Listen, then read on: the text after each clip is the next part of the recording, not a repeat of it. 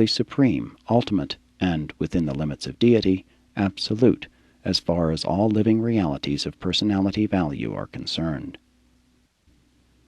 The functions of the Paradise Trinity are not simply the sum of the Father's apparent endowment of divinity plus those specialized attributes that are unique in the personal existence of the Son and the Spirit. The Trinity association of the three Paradise deities results in the evolution, eventuation, and deitization of new meanings, values, powers, and capacities for universal revelation, action, and administration. Living associations, human families, social groups, or the Paradise Trinity are not augmented by mere arithmetical summation. The group potential is always far in excess of the simple sum of the attributes of the component individuals. The Trinity maintains a unique attitude as the Trinity towards the entire universe of the past, present, and future, and the functions of the Trinity can best be considered in relation to the universe attitudes of the Trinity.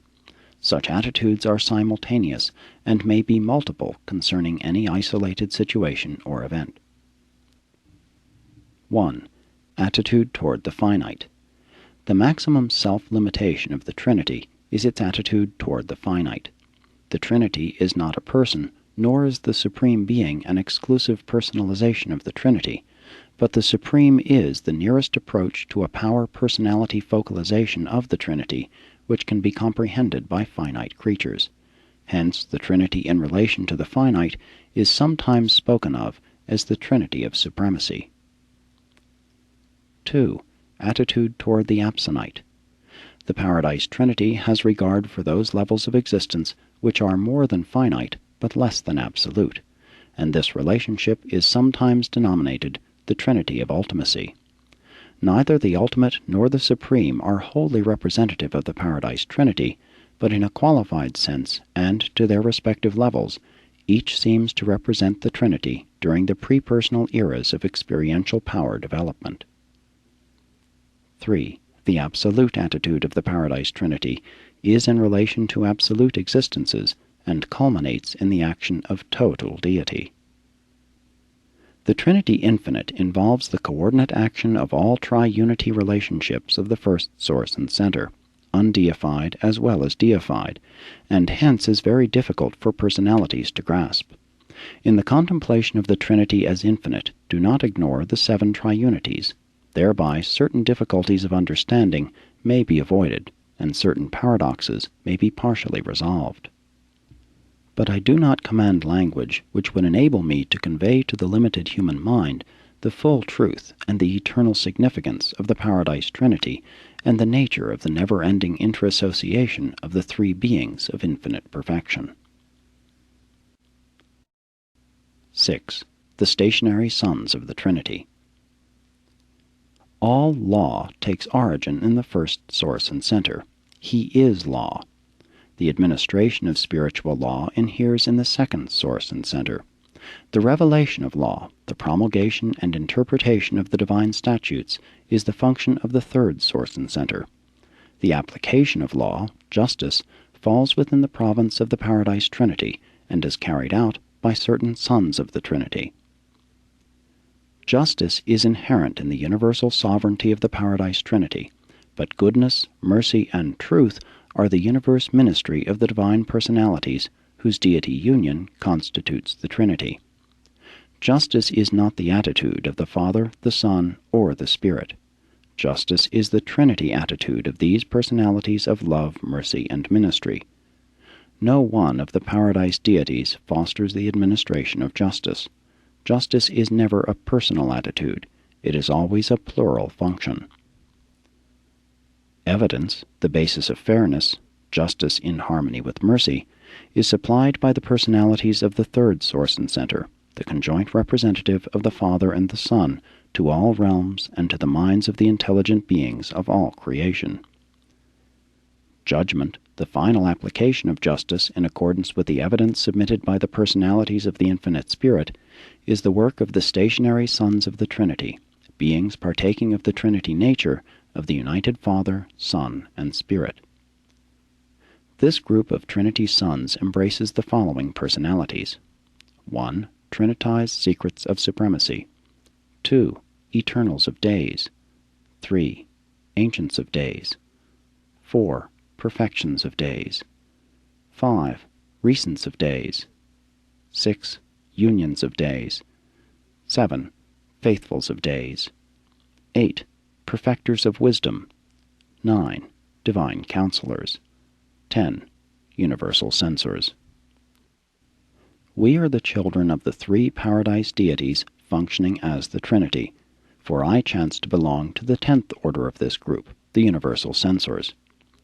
These orders are not representative of the attitude of the Trinity in a universal sense. They represent this collective attitude of deity only in the domains of executive judgment, justice.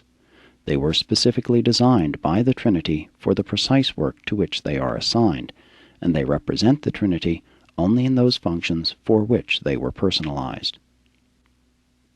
The Ancients of Days and their Trinity Origin associates mete out the just judgment of supreme fairness to the 7 superuniverses. In the central universe, such functions exist in theory only. There, fairness is self-evident in perfection, and Havona perfection precludes all possibility of disharmony. Justice is the collective thought of righteousness. Mercy is its personal expression.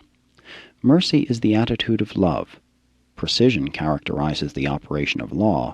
Divine judgment is the soul of fairness, ever conforming to the justice of the Trinity, ever fulfilling the divine love of God. When fully perceived and completely understood, the righteous justice of the Trinity and the merciful love of the Universal Father are coincident. But man has no such full understanding of divine justice. Thus, in the Trinity, as man would view it, the personalities of Father, Son, and Spirit are adjusted to coordinate ministry of love and law in the experiential universes of time. 7. The over-control of supremacy. The first, second, and third persons of deity are equal to each other, and they are one. The Lord our God is one God. There is perfection of purpose and oneness of execution in the divine Trinity of eternal deities. The Father, the Son, and the conjoint actor are truly and divinely one. Of a truth it is written, I am the first, and I am the last, and beside me there is no God. As things appear to the mortal on the finite level, the Paradise Trinity, like the Supreme Being, is concerned only with the total planet, total universe, total superuniverse, total grand universe. This totality attitude exists because the Trinity is the total of deity, and for many other reasons. The Supreme Being is something less and something other than the Trinity functioning in the finite universes, but within certain limits, and during the present era of incomplete power personalization, this evolutionary deity does appear to reflect the attitude of the Trinity of supremacy. The Father, Son, and Spirit do not personally function with the Supreme Being, but during the present universe age, they collaborate with him as the Trinity. We understand that they sustain a similar relationship to the ultimate. We often conjecture as to what will be the personal relationship between the Paradise deities and God the Supreme when he has finally evolved, but we do not really know. We do not find the over-control of supremacy to be wholly predictable. Furthermore, this unpredictability appears to be characterized by a certain developmental incompleteness, undoubtedly an earmark of the incompleteness of the Supreme and of the incompleteness of finite reaction to the Paradise Trinity. The mortal mind can immediately think of 1,001 things: catastrophic physical events, appalling accidents, horrific disasters, painful illnesses, and worldwide scourges, and ask whether such visitations are correlated in the unknown maneuvering of this probable functioning of the Supreme Being. Frankly, we do not know. We are not really sure.